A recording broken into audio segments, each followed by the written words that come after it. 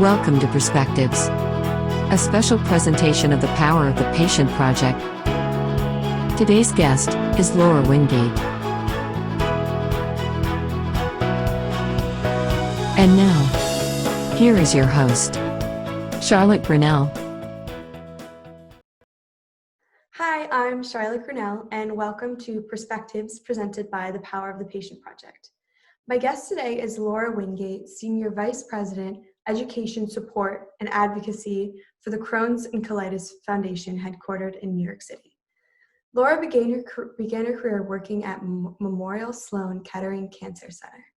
During her tenure, she advised and implemented quality improvement initiatives, including the redesign of the outpatient center, focused on streamlining the patient's experience. From there, Laura worked with pediatric and geriatric centers across the United States, providing professional entertainers through the Clown Care and Van der Waal Caravan programs, which expanded dramatically over her 8-year tenure. Today, as the Vice President of Education Support and Advocacy, Laura oversees patient and professional education, state and federal advocacy, and support programming for the foundation. Laura is a graduate of the University of Rochester School of Art and Sciences. Welcome, Laura. I'm so excited to get started with you. Thank you for being here with us today. Thank you so much, Charlotte. It's very exciting, and I look forward to sharing information with your community.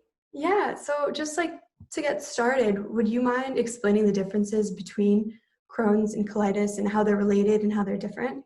Sure. So Crohn's disease and ulcerative colitis are two of the inflammatory bowel diseases. There are other types, but they're the most frequently referenced, and most people fall within Crohn's or ulcerative colitis. And there are a lot of similarities, as you mentioned, between Crohn's and UC, but there are distinct differences. So Crohn's disease can impact a patient anywhere from their mouth to their anus, with inflammation and ulcerations occurring anywhere along the GI tract.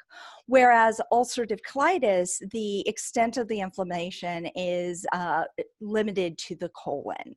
And patients with Crohn's disease and ulcerative colitis experience frequent diarrhea, pain, fatigue, ulcerative colitis in particular. They may experience bleeding with bowel movements and suffer from anemia as a complication. Patients with both diseases can have what we call extraintestinal manifestations, where the disease is impacting outside of the GI tract. So many patients with Crohn's and UC experience inflammation of the eyes, inflammation of the joints. There are other inflammatory skin conditions that are also part of these diseases. And one thing I always like to clarify, Crohn's disease and ulcerative colitis are inflammatory bowel diseases, and there's often confusion between inflammatory bowel disease and irritable bowel syndrome. And patients with IBD, or inflammatory bowel disease, may also have irritable bowel syndrome as a complication of their disease, but irritable bowel syndrome is different from inflammatory bowel disease, where there's an inflammation component to the disease. Okay, and are these diseases often hereditary, or is it something that can occur through other causes, or? No, that's a terrific question. So there is a genetic component to inflammatory bowel disease, but it's not the only component. So there have been twin studies that have demonstrated that one twin getting inflammatory bowel disease with the other twin not. So that really shows that there are other factors at play. And those factors include the environment, the makeup of your microbiome of your gut. So what are the bacterial, the fungi, the viruses living in your gut doing to maybe impact a genetic predisposition to developing Crohn's and ulcerative colitis, as well as we believe that the environment, such as smoking, perhaps westernized lifestyle, may be playing some role in the development of Crohn's disease and ulcerative colitis. There have been numerous studies showing that as countries move to a more Western style diet, that IBD, inflammatory bowel disease, increases. So the foundation's doing a lot of research to understand the role the environment, our microbiome, factors such as stress may play in the development of these diseases. Interesting. Yeah, I didn't realize the Western component. That's really interesting. So you kind of mentioned already some of the challenges that patients with two diseases face each day. And so how does the foundation help patients to better cope with these daily challenges that come with these diseases? Yeah, obviously having inflammatory bowel disease, when you have a disease that you may look very healthy on the outside, but there's damage being done on the inside. And often because of the diarrhea and the bleeding I described earlier, these patients have frequent trips to the bathroom. There are times where there are accidents that happen for both adult and pediatric patients, and that's another aspect of the disease. This is a lifelong disease with many people getting diagnosed as young people under the age of 28, and then another diagnosis when someone is in their elder years, 68 to 70. And so these diseases really span a lifetime. So the foundation really looks to provide not only education, but support throughout the patient's life experience. So we provide a lot of different resources from in-person support groups, I should say, to online communities where people can chat and get support from others like them, to peer-to-peer programs. For our pediatric audience, we offer a Camp Oasis program where young people 7 to 17 can go to a camping program supported by doctors and nurses who can take care of their medical needs, but have a regular camp experience. And so we're really here to support someone on the lifetime of their journey, providing support, information, and also advocacy. So often, patients with Crohn's disease and ulcerative colitis, they're going to have a lifetime of procedures, testing, needing to see physicians, and also treatments. And some of these treatments are very expensive. So the foundation does a lot to advocate both at the state and federal level to improve access to those doctors and those treatments so that patients can afford to have the care that they need. Okay, yeah. And one question that I had was, do you often find that people kind of wait to come in terms of being treated for these things because of, embarrassment about, the symptoms that come with it? Do you think that people kind of suffer in silence with these things without realizing that there's a reason for it and they just don't want to kind of talk about it?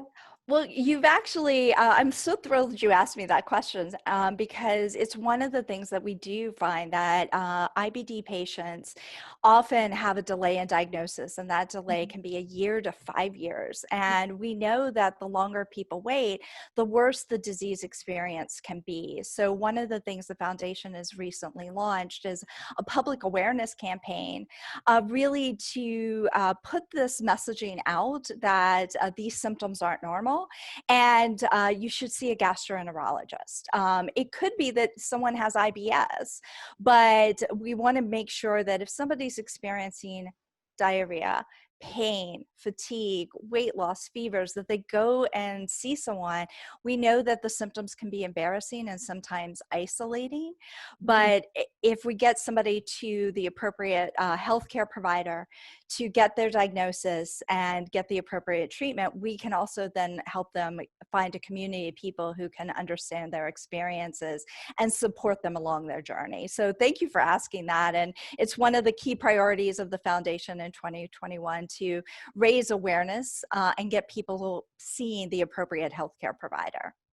Yeah, and it sounds like the programs that you guys are doing where it's, you can kind of interact with other people who have disease and spend time and talk to them is probably so validating for people who kind of feel like, isolated throughout their lives, and they're worried to bring it up to people around them. So to have people who are also going through the same thing, I would imagine is like very validating and reassuring to know that they're not alone in all of this. So Absolutely. And just being able to have the tools to talk to your family member about what you're experiencing, or if you need to talk to your employer.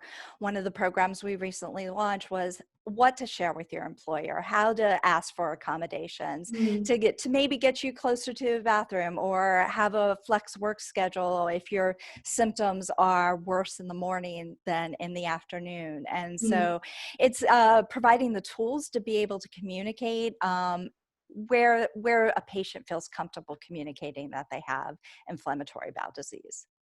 Yeah, I just kind of finally, what are some of the ways that the public can support, the initiatives of the foundation, either through donations or volunteering or just gaining more knowledge about the diseases in general? Absolutely. So I would encourage the public, even someone even not familiar with Crohn's disease or ulcerative colitis, to visit the foundation's website. It's crohnscolitisfoundation.org, and learn more about the diseases. And on that site, you'll find lots of information about ways you can donate or participate in fundraising events, but also opportunities to volunteer with the foundation. And maybe you're concerned about access to care and you want to join us on a virtual Hill Day this year, and someday soon we will be advocating in person again. But also join our education programs, our support groups, participate in our walks and other programs that not only raise critical support for the foundation, but also raise awareness with the community. I think I would love for people to really understand, not just know the names Crohn's disease and ulcerative colitis, but understand the disease and be able to support people with these disease in a meaningful way. Yeah, I'm really glad that I got to do this interview with you, because I think that even before this interview, I thought that I kind of knew what the two diseases were just from, what I thought I've heard of it. And then, Yeah. researching it and looking more into it, and then now talking to you, I feel like I have a more clear idea of it. And I hope that, people watching this and just in general do the same thing, kind of look into it, because it is important, because either maybe you personally are experiencing something, or maybe someone has mentioned something in your life and you're like, oh, maybe we should look into Yeah. this. So yeah, that's really important. And I'm really glad that we got to have this talk today. It sounds like these programs that you guys have are so great and helpful to people who have these diseases. So yeah, thank you so much for joining us today and sharing your knowledge of these two diseases. Charlotte, thank you for your time, and thanks for having us on your program. We're really excited to raise awareness to your community as well. So thank you.